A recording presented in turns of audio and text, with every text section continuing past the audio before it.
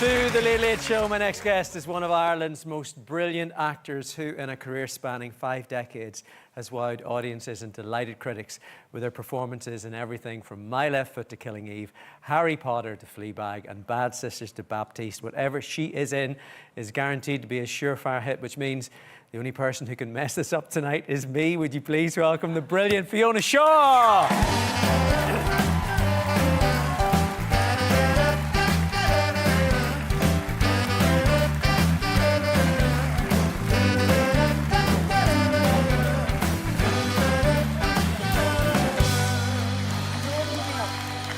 Thank you so much. You have hot-footed it straight from your latest premiere. I have. I'm blinking in the darkness. Yeah. But it's so nice to see faces, not just a big screen with close-ups. No, but you were doing the red carpet for your new movie, Park Avenue. Yeah. How was that?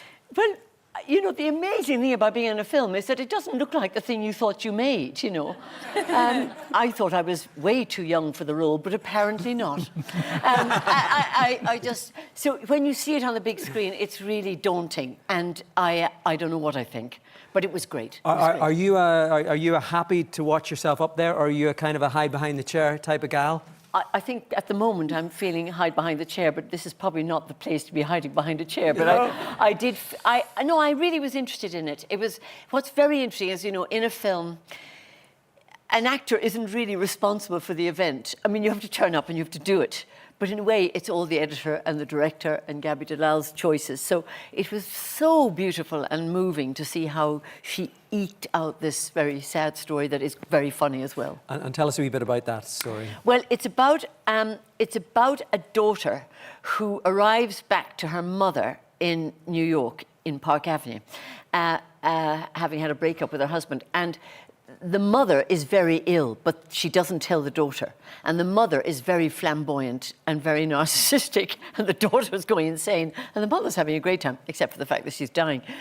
So it's really, it's a sort of portrait of a mother and daughter, you know, and the thing is, we all have mothers, so everybody, you know, you can put your own view on it, in a way. But I play the mother. You play the mum, and you play the mum beautifully. We have a little clip here. This is God. Fiona in Park Avenue. Here we go again. Since when do you have all those locks?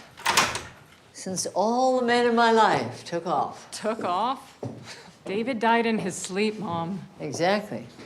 It's important not to let the little shits get away. Papa didn't get away. He had a heart attack. Your father was French. Chances are he would have left me anyway.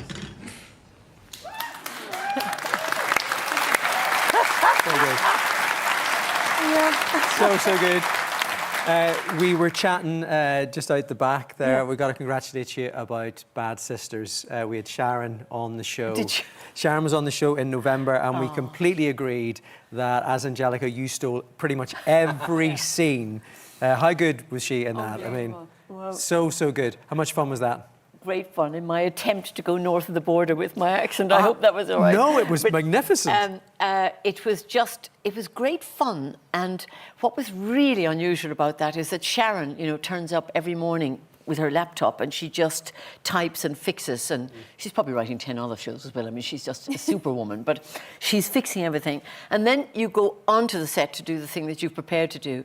And she and Dervla, of course, who directed it, they just start putting their heads together, all three of us do, and the scenes began to develop and develop and develop, and that was just great fun, that you're doing what's written, but you're also doing something else. Yeah. A little bit like stand-up, actually, in a way.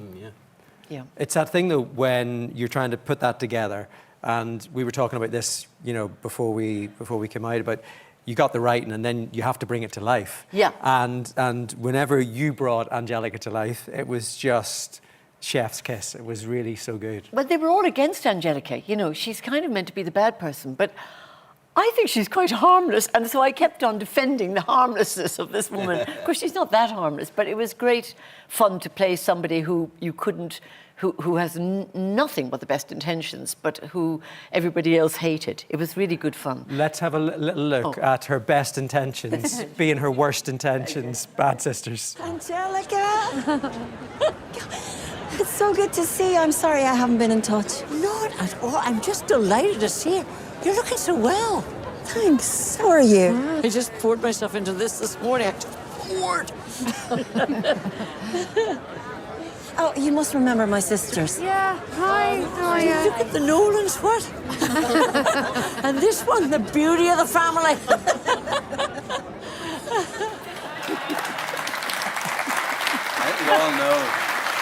Don't we all know somebody like Yes. that? Yeah. Yes. It's kind of Trumpy. It's just slightly embarrassing. Yes. It's And bang you're on all, point. okay. Yeah. Yes. It's a sort of revenge on everybody that Yeah. we all know. Yeah. And yeah. I didn't realise that Sharon almost kind of talked you in and out of the part. There was a meeting that you guys had. We and- did. We did. I mean, they asked me for coffee, and I went to have coffee. And I'd read one episode, and I'd just come back from being in a film called Hot Milk, which I just opened last week in Berlin. It's like red buses suddenly, but anyway. And I'd read only one episode, and then I said to Sharon, "What's the rest of the story about?"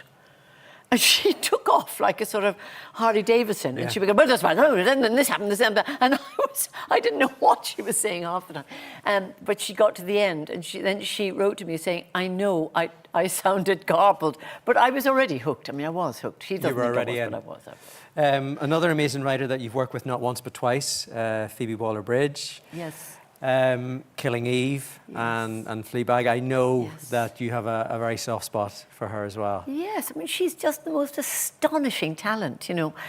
Phoebe Waller-Bridge is sort of tall and willowy and has so many gifts anyway, and she's got a very, very kind heart. And then she asked me to do Killing Eve because she had seen me when she was young, playing Medea. I could not see the connection between Medea, who kills her children, and this woman that she asked me to play in head of MI6.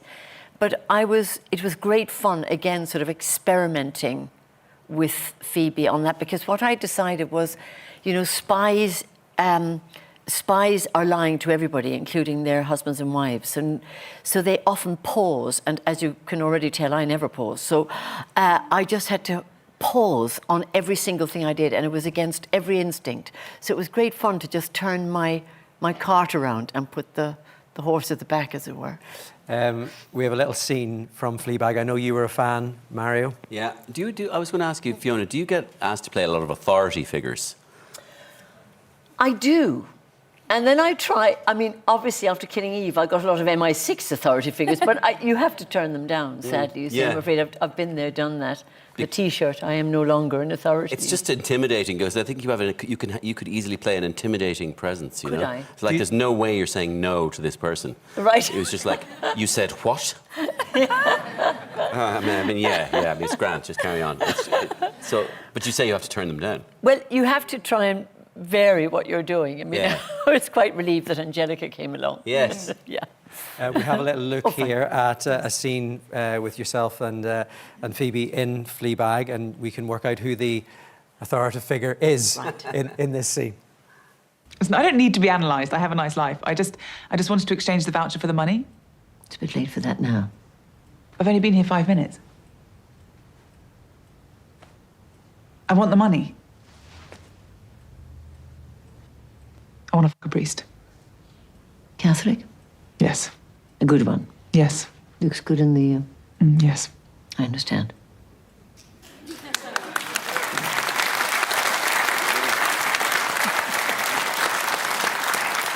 The amazing thing about that, I mean, there are actors that go their entire life without getting an Emmy nomination. That was a 4-minute scene. Not only did you get nominated for Killing Eve, you also got nominated for that one scene. Yeah, that's right. Which you guys sort of put together on the hoof a little Well, bit? I mean, or- I could extol the gifts of Phoebe forever, but, you know, on that day, there she is sitting in her chair, and she's playing the patient or trying to have therapy she doesn't want. She just wants the money back. She doesn't want the therapy. But she'd say, "I've had another idea," and she'd stop halfway through the scene and say, "Should we try this? Should we try that?" So she was writing it and acting it at the same time. I thought that was amazing. Yeah. Yeah. She's a huge talent. I know, Yeah. Darren, you were almost going down that acting road, and you were very Yes. excited Yeah. whenever we heard... Don't embarrass me, Patrick. No, come on. Yes, I'm a massive fan. When Fiona was... Well, one role in particular, and I don't know if this is niche or not, but your role in Three Men and a Little Lady. Oh my! Like, we used to act that out, my sisters and I. It's honestly the comedic performance of our youth. We loved you so much. And there's actually one line we used to quote all the time, and now that I think of it, it's hilarious, because can I just explain it really quickly? So you, obviously your character fancied Tom Selleck through the whole thing, and he worked in construction. And there's a scene where he's looking out a window, watching a tent being erected. And you walk into your character walks into the room, and what kind of, goes over to him and says, "Not so splendid as your mighty erections." And we used to quote this. They should do a remake. What do we think? We used to quote that when we were like 7, 9 and 11. Well, She's taking around the everybody's house. job tonight. She is. She is. she's mimicking me, yes. No. But that was a huge movie. But did I read somewhere that at the time you felt that wasn't taking you the direction you wanted to go? Or? It wasn't really. I mean, I hadn't done many movies. I'd done My Left Foot, which was lovely to do that here. And That's where I first found you, My Left Did you Foot. My Left Oh, Foot? boy, yeah. And then I did a film with Bob Rafelson called Mountains of the Moon. But this film came along and I based it on my headmistress in Sculvera in Cork. Yeah. Oh my God. And she was always rummaging down her chest like that. She always sat there. She said, "Get out now, get the Latin books out." And And the strappy bag. And extraordinarily, that woman went on to live to a ripe old age, Miss O'Donovan. She was a lovely, lovely person. So generations of school children, and of course, Sculvera knew that I based it on that particular woman. love it. She's Yeah. still doing the rummaging. Yeah. And so that, in a way, it was quite a local performance. Yeah. Don't sweat the big stuff. Just do what you know. Exactly. I love that. I love the way you actors, and you hear, how do they do this character? And often it's like, well, I actually based him on the fella in the filling station in Tullamore, who was an awful ageist. And you literally do. It's sort of like it's sort of inhabiting that character. Do you know what I mean? So it's not mimicking, but it's feeling that character that you made you laugh or Yeah, I mean, you look in the mirror and it's always you, isn't it? But you have to try and put on a coat that really takes you as far away from you as you possibly can go. Yeah. You're talking about buses there. There's not just 2. I think there's about 6 or 7 coming your way. I mean, you're one of the busiest actors in the world at the minute. Do you ever get time to head back down to Cork? Or? Yeah. I'm there a lot because my mother is very old now. She's 99 next month. So, Oh, wow. yeah, Good for she's her. doing well. Wow. I know. So, my brothers, we seem to go back and forth a lot. And that's been very, very nice. I mean, I do feel like a sheen, that you kind of feel you're getting off a horse and you're thinking, God, this place has changed, But because, I was often in the theatre and therefore away on tour so often. I mean, I was always back for Christmas, but I'm getting to know Cork and West Cork and, if ever I can, escape up west. And I'm kind of discovering the country like a tourist. I'm like a Yank going around the country now. So You mentioned Hot Milk. When can we see that? Hot Milk is coming out, I wish I should know that off by heart, but I think it's the 29th of May to a cinema near you in Dublin. There you go. That's how you do it. That's how you do it. Look, it is such a joy thank to you, have you Frank. on and get Lovely. a chat with you tonight. Give it up one more time for Fiona Shaw. And let's hear it again for Mario and Darren. The Dublin International Film Festival runs until March the 2nd. Full programme of details on www.diff.ie. Fiona's film Park Avenue will open in cinemas later this year.